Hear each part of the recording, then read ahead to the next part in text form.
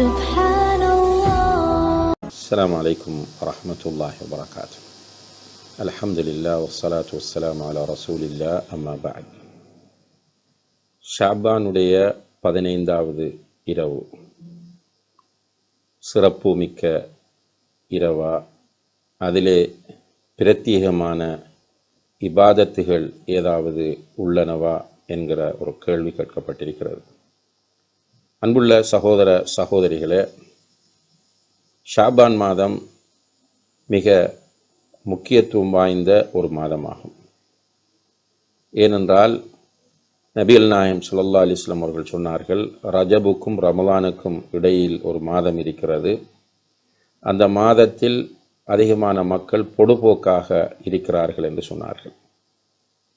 அந்த மாதம்தான் ஷாபான் மாதமாகும். ஷாபான் மாதத்தில் நபிகள் நாயகம் ஸல்லல்லாஹு அலைஹி வஸல்லம் அவர்கள் அதிகமாக நோன்பு பிடித்திருக்கிறார்கள் என்பதை ஹதீஸ்களின் மூலம் நாம் தெரிந்து கொள்ள முடிகிறது. இந்த ஷாபான் மாதத்தின் நடுப்பகுதி, அதாவது 15வது இரவு பற்றி பல ஹதீஸ்கள் வருகின்றன. அவற்றில் அதிகமானவை பலவீனமானதாக காணப்படுகின்றன. குறிப்பாக ஷாபான் மாதத்தின் நடுப்பகுதியினுடைய சிறப்பை பற்றி சொல்லக்கூடிய ஒரு செய்தியிலே, கூமு லைலஹா வசூமு நஹாரஹா, அந்த இரவில் நீங்கள் நின்று வணங்குங்கள், பகலிலே நோன்பு பிடியுங்கள் என்கிற ஒரு செய்தி காணப்படுகிறது. இந்த செய்தி பலவீனமானது என இமாம் இப்னுல் ஜௌசி ரஹிமஹுல்லா அவர்கள் குறிப்பிடுகிறார்கள். அதே போல இமாம் ஹாஃபிஸ் அல் இராக்கி ரஹிமஹுல்லா அவர்களும் இமாம் அஹ்மத் பின் ஹம்பல் போன்றவர்களும் இது பலவீனமானது என்பதை உணர்த்துகிறார்கள். ஷேக் அல்பானி போன்றவர்கள் இந்த ஹதீஸ் இட்டுக்கட்டப்பட்டது என்று சொல்கிறார்கள்.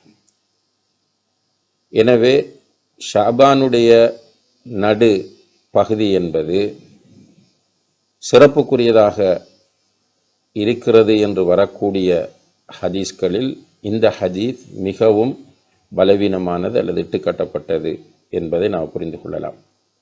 அதே நேரத்திலே அந்த நடுப்பகுதியிலே அல்லாஹு தஆலா கீழ்வானத்திற்கு இறங்குகிறான், அல்லது அடியார்களுடைய அமல்கள் அல்லாஹ்விடம் எடுத்து காண்பிக்கப்படுகின்றன என்பன போன்ற பல செய்திகள் வருகின்றன. இந்த செய்திகளின் அடிப்படையில் அன்றைய தினத்தில் அல்லாஹு தஆலா முஷ்ரிக்குகளுக்கும் முஷாஹின்கள், அதாவது பகைமையோடு இருக்கக்கூடியவர்களுக்கும் தவிர மற்றவர்களுக்கு மன்னிப்பு வழங்குவதாகவும் அந்த ஹதீஸ்களிலே குறிப்பிடப்பட்டிருப்பதை நாம் பார்க்கிறோம்.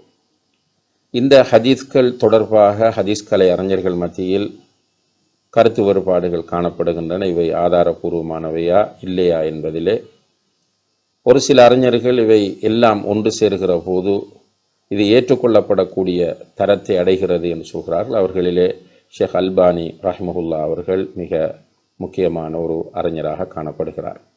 எனவே இந்த அடிப்படையில் ஷாபானுடைய நடுப்பகுதி சிறப்புக்குரியதாக இருக்கிறது. அதிலே அல்லாஹு தஆலா கீழ்வானத்திற்கு இறங்குகிறான், தன்னுடைய அடியார்களுக்கு மன்னிப்பு வழங்குகிறான், முஷ்ரிக்குகளுக்கு மன்னிப்பு கிடையாது. அதே போல மனங்களிலே பகைமைகளை வைத்து கொண்டு குரோதத்தோடு பொறாமையோடு இருக்கிறவர்கள் அல்லது இன பந்துக்களை துண்டித்து வாழ்கிறவர்களுக்கு மன்னிப்பு அந்த இரவிலே இல்லை என்பதை இந்த ஹதீஸ்களின் மூலம் தெரிந்து கொள்ள முடிகிறது. இப்போ இந்த ஹதீஸ்களை ஆதாரமாக வைத்து அன்றைய இரவை விசேடமான தொழுகைகளின் மூலம், சலாத்துர் ரகாயிப் அல்லது சலாத்துல் அல்ஃபியா என்று சொல்லக்கூடிய தொழுகைகளின் மூலம் அல்லது நோன்புகளின் மூலம் சிறப்பிக்க முடியுமா என்று கேட்டால் அவ்வாறு செய்வதற்கு எந்த ஆதாரங்களும் கிடையாது. குறிப்பாக அன்றைய இரவிலே விசேடமான தொழுகைகளை தொழுவது என்பது வழிகட்ட பித்அத் என்று இமாம் ஷாஃபி ரஹிமஹுல்லா அவர்கள் சொல்வதாக இமாம் இப்னு ஹஜர் அல் ஹைத்தமி ரஹிமஹுல்லா அவர்கள் குறிப்பிடுகிறார்கள். எனவே அன்றைய இரவை நாம் நபி ஸல்லல்லாஹு அலைஹி வஸல்லம் அவர்கள் காட்டி தராத முறையில் உயிர்ப்பிக்க முனைவது என்பது பித்அத்தானது என்பதை இதன் மூலம் புரிந்து கொள்ள முடிகிறது. அதிலிருந்து நாம் விலக்கிக் கொள்ள வேண்டும்.